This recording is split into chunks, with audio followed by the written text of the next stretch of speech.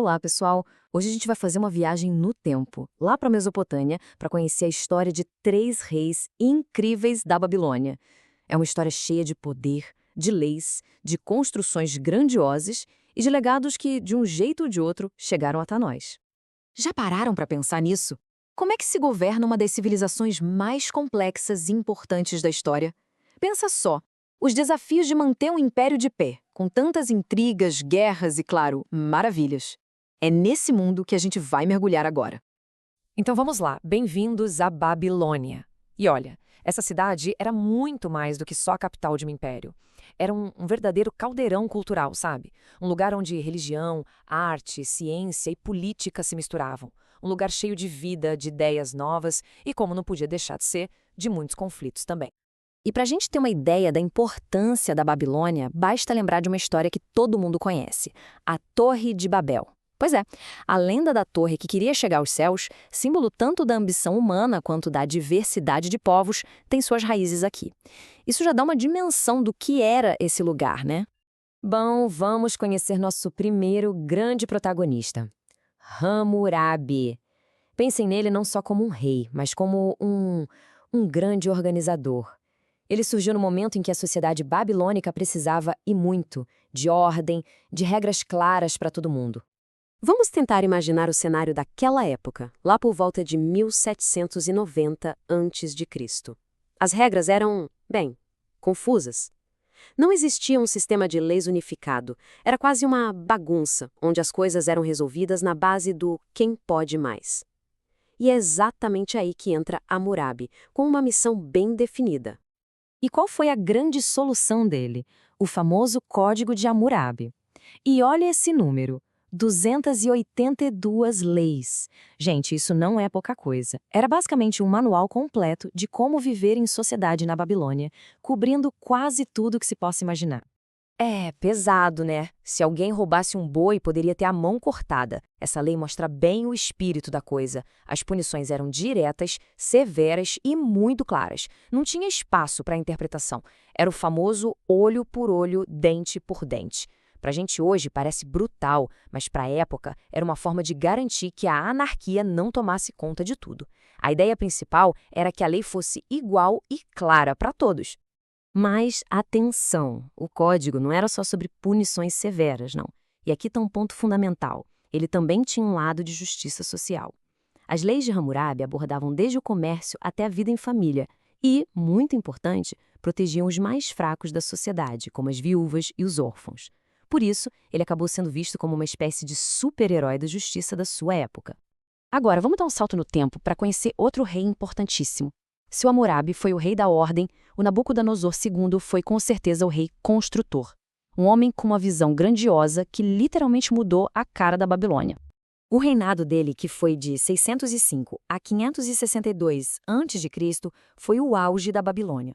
Ele transformou a cidade num lugar espetacular, uma das metrópoles mais impressionantes do mundo antigo.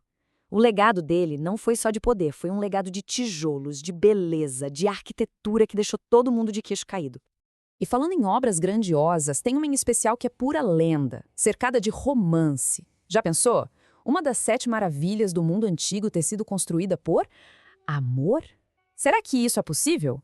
Pois é, estamos falando dos lendários jardins suspensos da Babilônia.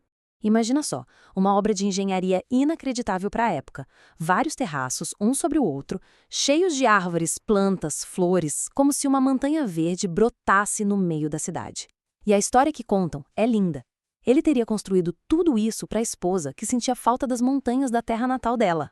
É ou não é uma grande prova de amor? Mas Nabucodonosor não foi só um construtor. Ele também foi um grande estrategista militar. Expandiu o império e, mais, foi um patrono das artes e das ciências. O reinado dele foi uma verdadeira era de ouro para a cultura babilônica, com avanços na literatura, na astronomia, um período de muito florescimento.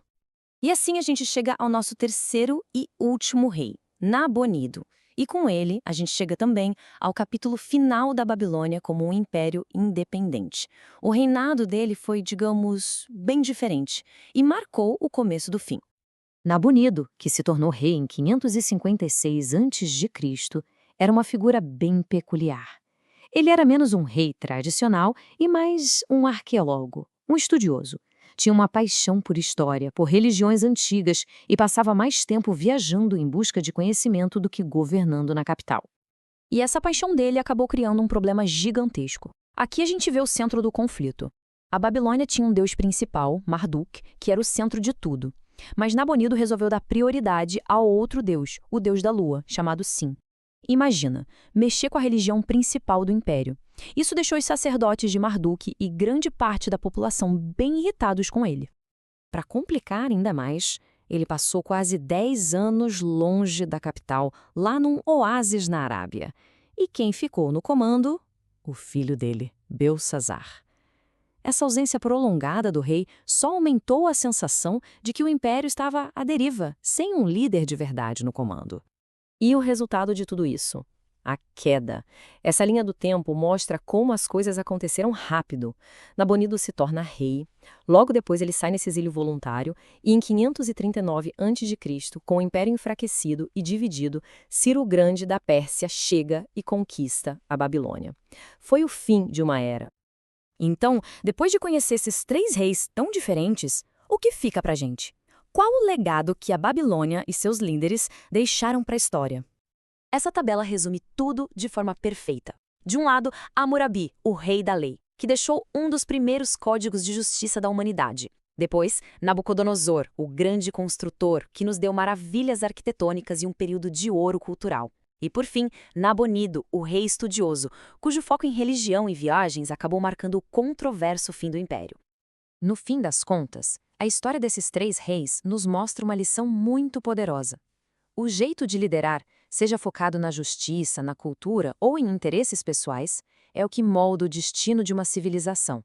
É algo que pode construir, transformar ou, como vimos, até destruir um império. E fica aqui a pergunta para a gente pensar: o que a gente pode aprender com esses líderes de tanto tempo atrás? Olhando para a lei de Hammurabi, para as construções de Nabucodonosor e para as escolhas de Nabonido, que lições a gente tira sobre liderança e sobre como construir uma sociedade hoje? É incrível como a história